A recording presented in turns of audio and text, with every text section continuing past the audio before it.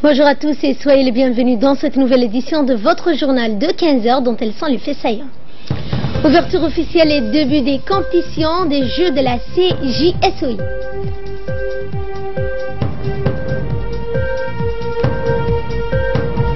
À Gaza, près de 4 Palestiniens tués par des tirs israéliens, c'est ce que nous verrons en fin de journal. Bonjour à tous et nous entamons ce journal par ce message de félicitations du président de la République à son nouvel homologue cubain. Le président de la République, Ismaël Omar Guelleh, a adressé hier vendredi un message de félicitations à son homologue cubain, Miguel Díaz-Canel, élu donc jeudi à la magistrature suprême de son pays. Dans son message, le président de la République a formé des vœux de succès et de réussite à Monsieur Canel.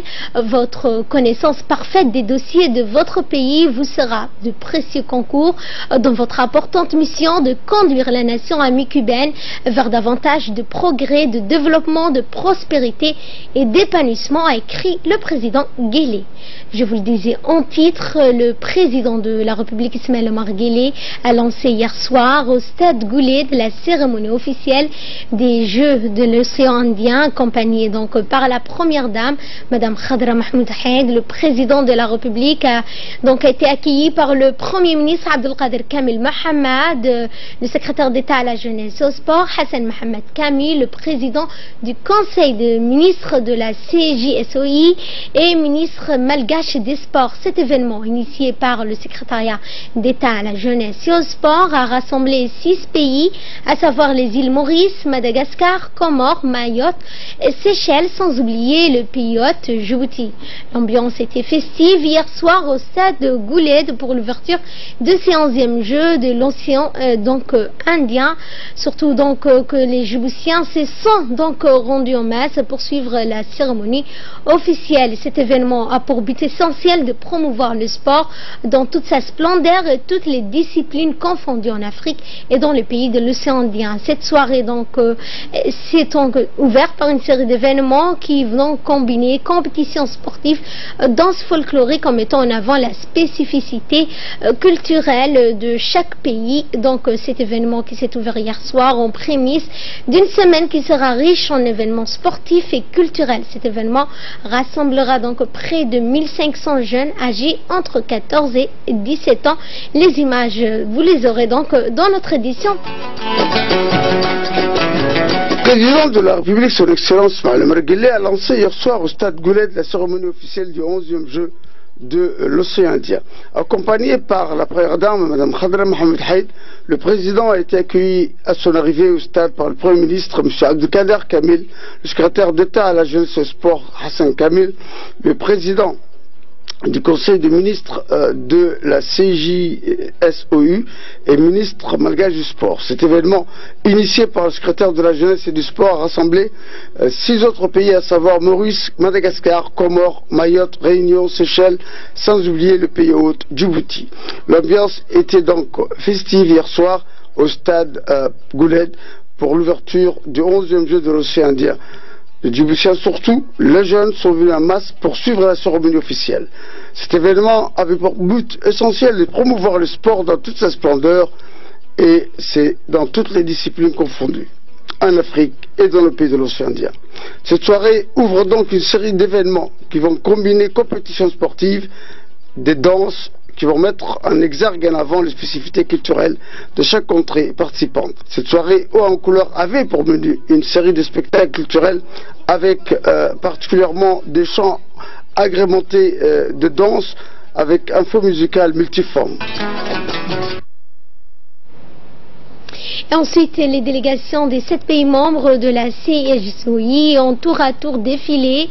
Dans son intervention, le ministre malgache de la jeunesse, également président de la commission, était présent pour ce défilé.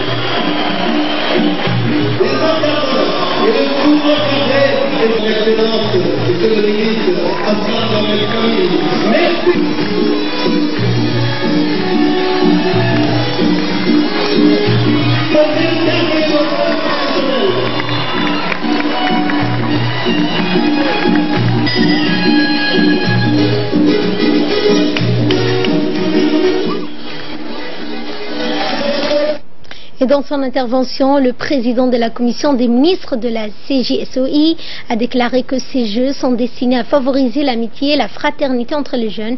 Il a ainsi remercié le gouvernement djiboutien, notamment le secrétariat d'État à la jeunesse et au sport, qui a mis en place toutes les conditions nécessaires pour la réussite de ces Jeux de la 11e édition de la CJSOI. Nous l'écoutons. Pour le 11e Jeu de la CJSOI à Djibouti, terre de temps, de beauté, berceau de l'humanité, continent de toutes nos origines. Djibouti, quand vous êtes ici, Sodawada Arhiba, nous démontrons à la face du monde la force de la fraternité, la force de la riche diversité de nos cultures, qui est notre trait d'union, la force de pouvoir se lancer tous les défis à travers les arts et à travers le sport. C'est tout cela, les Jeux de la CJSOI. Je tiens à exprimer ma profonde gratitude à tous ceux qui ont rendu possible la tenue de cet événement à Djibouti. Dans cette belle ville, capitale de ce pays, un lieu de rencontre et d'escale, très prisé par beaucoup de gens, et en particulier au gouvernement de Djibouti, qui est représenté aujourd'hui par son Excellence Monsieur le Président de la République. Une présence qui honore les membres de la CJSOI et qui témoigne aussi votre amour et intérêt à la jeunesse. Je suis heureux, mesdames et messieurs, de saluer très chaleureusement les pays participants à ces Jeux, ainsi que les observateurs représentants d'organisations internationales intéressées et soutenant nos actions. Ces Jeux entrent dans le cadre de la programmation de la CJSOI et constituent son action la plus visible par l'importance de la mobilisation qui s'ensuit. Ils forment les moyens pratiques permettant d'atteindre son but, qui est de promouvoir l'amitié et la fraternité entre les jeunes des pays membres, de favoriser le développement de la coopération régionale en jeunesse et en sport, de rassembler les jeunes pour des échanges culturels favorables à la reconnaissance et la compréhension mutuelle aux fins de la prise de responsabilité collective dans l'intérêt de notre région. Il est l'heure à présent de retrouver l'appel de la prière d'Al-Asr. On se retrouve tout juste après pour le discours du chef de l'État. Allah الله أكبر الله أكبر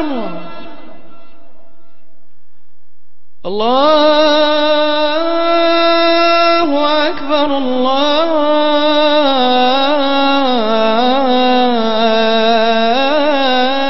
الله أكبر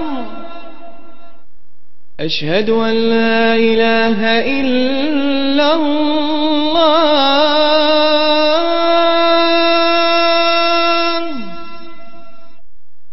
أشهد أن لا إله إلا الله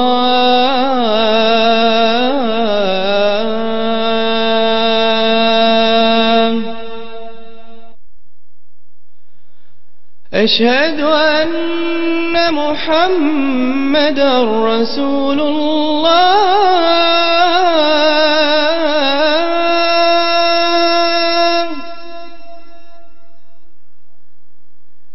أشهد أن محمدا رسول الله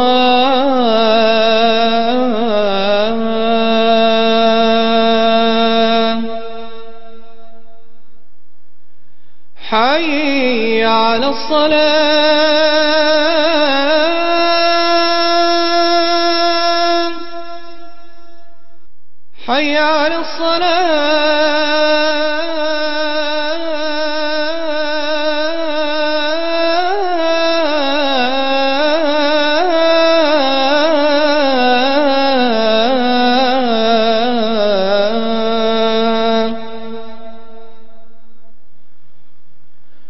حي على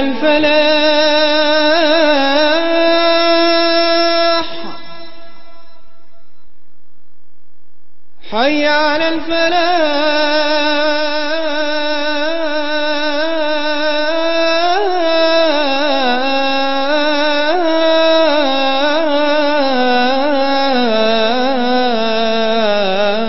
الفلاح الله أكبر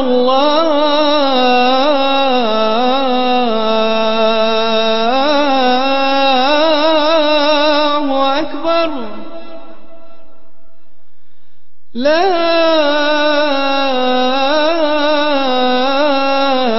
إله إلا الله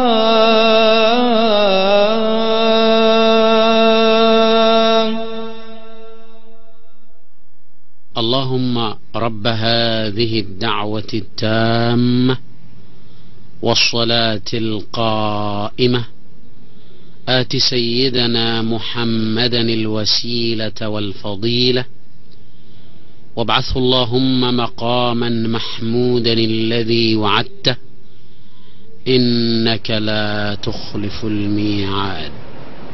Eh bien, dans son intervention, le chef de l'État, donc, dans son discours d'ouverture de ces 11e Jeux de la Commission de l'Océan Indien, le chef de l'État a tout d'abord souhaité la bienvenue aux athlètes et s'est réjoui de la tenue d'un tel événement en République de Djibouti. Suivons ensemble l'intervention du chef de l'État. Mesdames et messieurs les dirigeants et membres de la Commission de la jeunesse et des sports de l'Océan Indien, Mesdames et messieurs les représentants des pays membres de la CJSOI, chères délégations sportives, soyez les bienvenus. Arhiba, Sordawada, Karibu, Tongazoa, bienvenue, bonjour. C'est une grande première pour notre pays. Djibouti a l'honneur et le privilège d'accueillir les Jeux de la Commission de la jeunesse et des sports de l'Océan Indien. Au nom du peuple djiboutien, je souhaite la chaleureuse bienvenue à toutes les délégations des pays frères et amis de l'Océan Indien.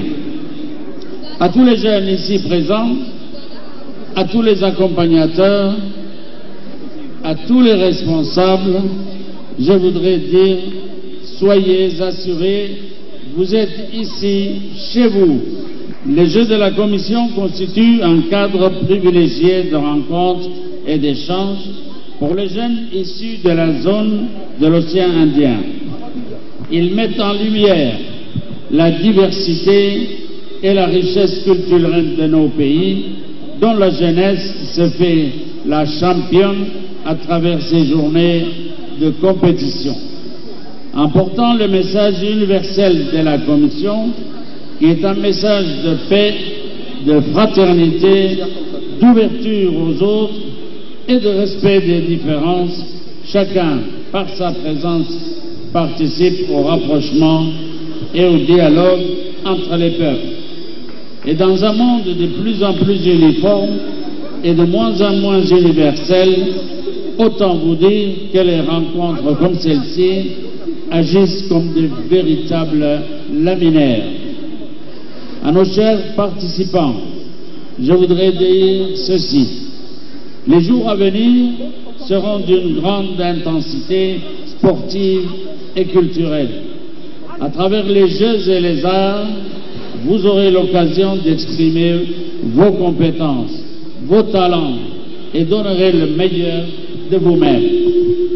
Pour que soit pleinement réussie cette expérience extraordinaire que sont les Jeux, je vous invite à vivre ces journées avant tout comme une fête durant laquelle la convivialité et l'amitié auront toute leur place. Encore une fois, chers invités, je vous souhaite un excellent séjour à Djibouti et déclare ouverte les 11e Jeux de la Commission de la jeunesse et des sports de l'océan Indien. Que la fraternité et la sportivité unissent les Jeux de l'océan Indien. Je vous remercie. Et bien après les discours, place à l'animation. La soirée était ponctuée par des chants, des danses des différentes composantes de notre pays. Le public djiboutien a suivi avec enthousiasme les spectacles qui ont été donc organisés hier soir pour le public venu nombreux.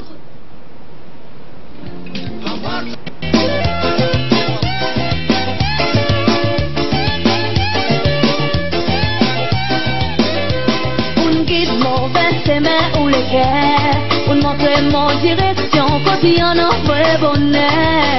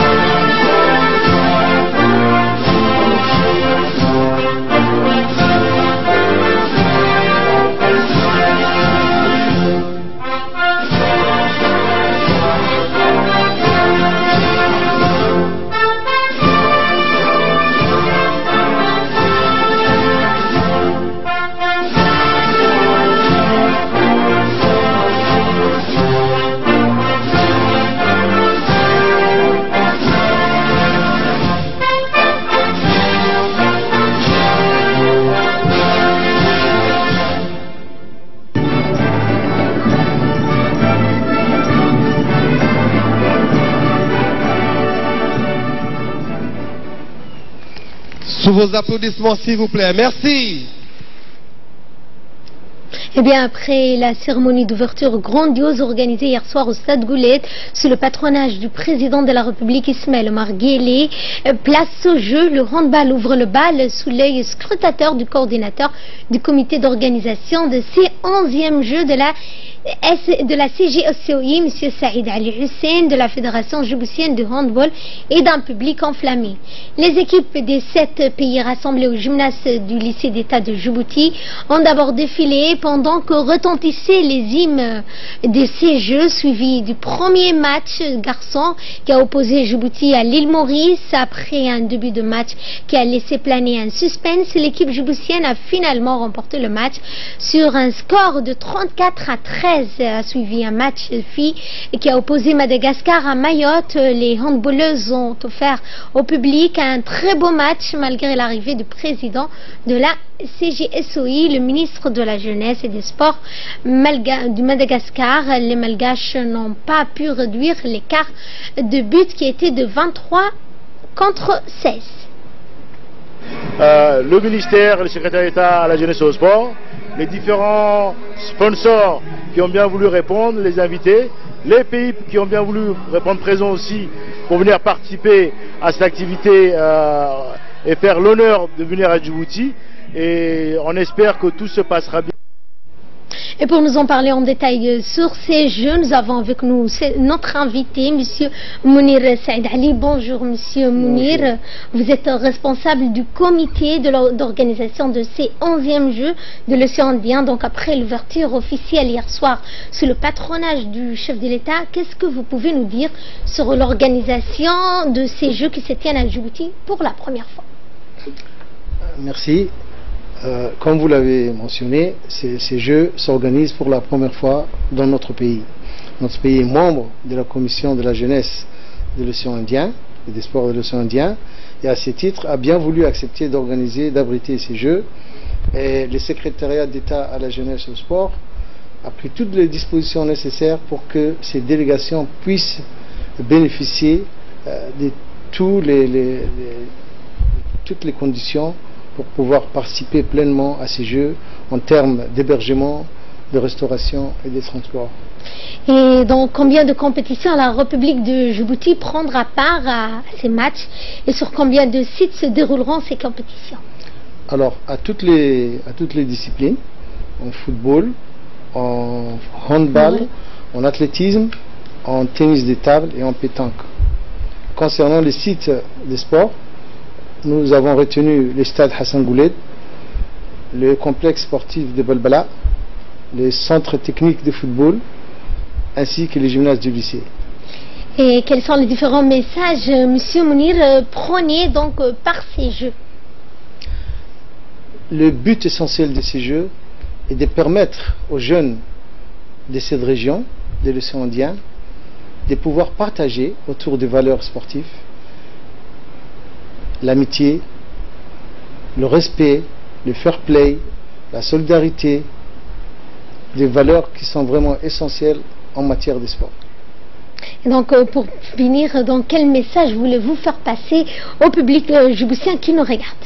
Alors nous exhortons la population djiboutienne à venir participer massivement et faire en sorte que chaque site sportif ou culturel puisse être un espace de fraternité, d'amitié, de convivialité, dans un esprit vraiment de fête.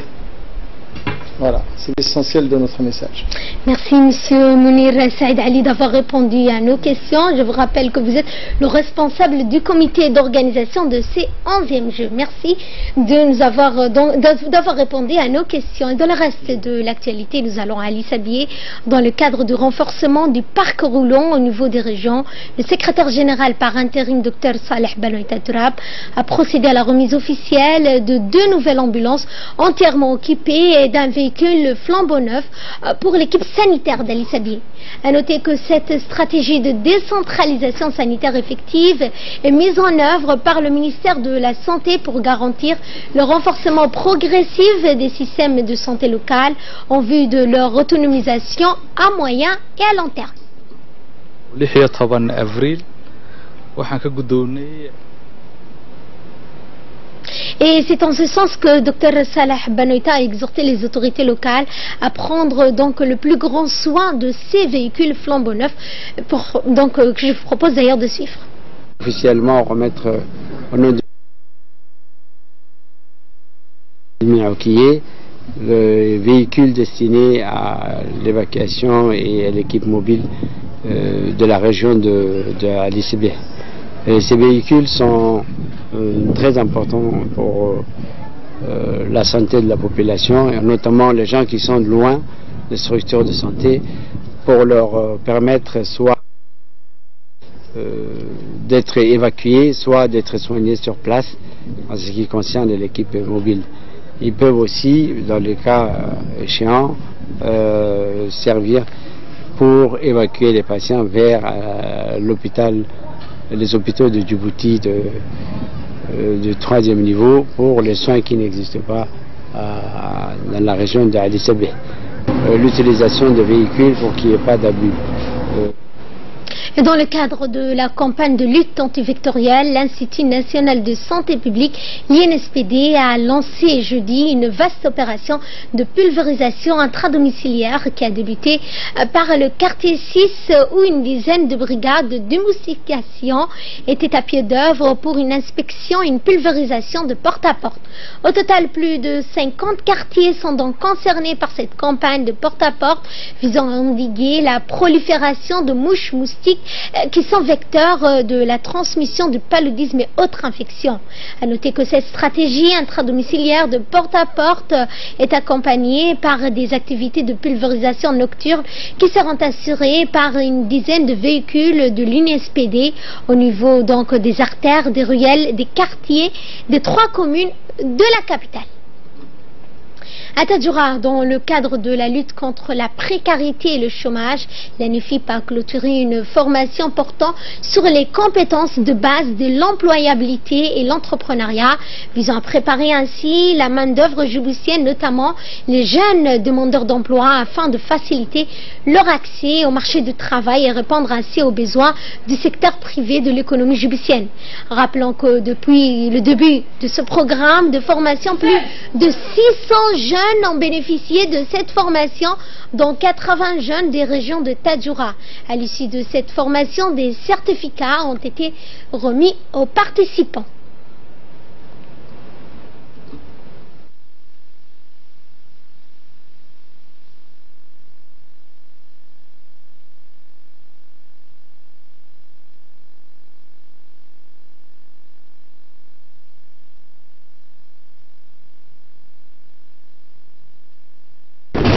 Comme nous le savons tous, le chômage est un phénomène national et planétaire qui touche majoritairement les jeunes. Mais le chômage n'est pas une maladie et il peut être surmonté et guérissant. Il suffit juste d'avoir des compétences et développer des attitudes nécessaires. Nous avons appris dans cette formation à faire une bonne lettre de motivation et une bonne CV. Félicitations, vous avez complété cette première phase de formation des modules 0 à 7 de compétences de base. Maintenant, les compétences de base, on appelle souvent les compétences de base compétences douces. Et dans un mot prononcé à cette occasion, le directeur général de l'ANEFIP a rappelé que la lutte contre le chômage est une priorité et c'est dans cette optique que la formation sur les compétences de base et l'entrepreneuriat reste l'alternative privilégiée. Donc pour renverser la tendance, nous l'écoutons. Donc je tiens à vous féliciter de tout ce que vous avez témoigné, donc beaucoup de volonté, beaucoup de sérieux. Vous avez témoigné également, donc, vous avez mis votre compétence donc, en action et en pratique. Vous avez pu, donc, en rentrant ici, donc, vous étiez donc chacun rentré donc, de manière individuelle, donc en ressortant, vous serez donc un réseau, vous aurez un groupe. Et vous êtes donc maintenant leader pour diriger donc ce genre d'activité et vous êtes mieux placé maintenant pour exercer votre activité à venir. Nous comptons beaucoup, vous êtes la jeunesse, vous êtes la fleur de la nation, nous comptons beaucoup sur vous. De là, nous passons à ce qui domine l'actualité internationale. Pour nous en parler avec nous, Choukri Ali. Bonjour Choukri. Bonjour. Et dans notre premier sujet que nous traiterons cet après-midi, 4 Palestiniens tués par des tirs israéliens. C'était hier soir dans la bande de Gaza. Effectivement, bonjour Fardous, bonjour à tous. 4 Palestiniens ont été tués par des tirs israéliens dans le nord de la bande de Gaza, ce vendredi, portant à 38 le nombre de victimes depuis le début, le 30 mars, d'un mouvement de protestation appelé Marche du Retour. Des centaines donc ont été blessés, dont encore plus de 440. Un adolescent de 15 ans et 2 hommes de 24 et 25 ans ont été mortellement atteints par des balles israéliennes dans le nord de l'enclave. L'envoyé spécial de l'ONU pour le Moyen-Orient, Nikolai Madlanov, a écrit sur Twitter: il est scandaleux de tirer sur des enfants. Les enfants doivent être protégés de la violence, pas y être exposés. Des milliers de Gazaouis, Fardous, ont à nouveau convergé vers la frontière israélienne pour revendiquer le droit des Palestiniens à retourner sur leurs terres, dont ils ont été chassés pour qu'ils ont fui la création d'Israël en 1948. Ils dénoncent donc aussi le blocus qu'Israël impose depuis plus de 10 ans pour contenir le Hamas qui dirige le territoire. Au terme de cette journée meurtrière, donc Fardous, l'ambassadeur palestinien auprès des Nations Unies, Riyad Mansour, a appelé une nouvelle fois l'organisation à ouvrir une enquête transparente et indépendante. Et la Corée du Nord, Choukri, qui annonce la fin de ses essais nucléaires et balistiques.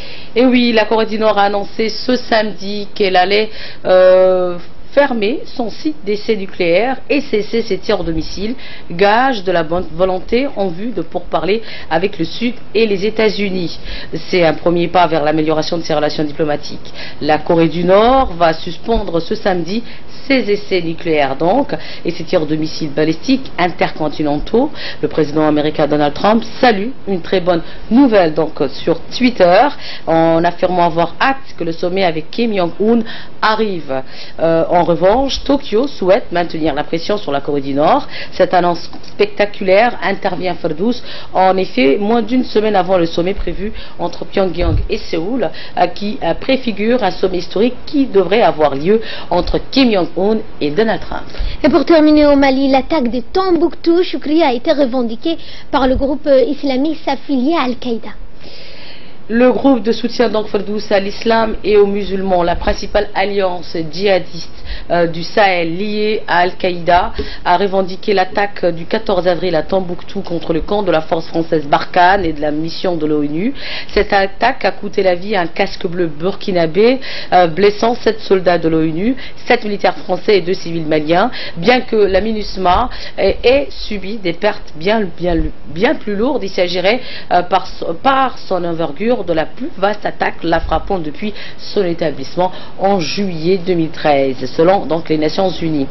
Donc dans un communiqué publié sur les réseaux sociaux et reçu par l'agence privée mauritanienne et le centre américain de surveillance des sites djihadistes, le groupe de soutien à l'islam et aux musulmans affirme que l'opération a été conduite par une poignée de candidats aux martyrs et un groupe affilié, donc infiltré. Il ne donne pas d'autres indications sur le nombre des assaillants, alors que l'état-major français a fait état d'au moins 15 tués dans leur rang.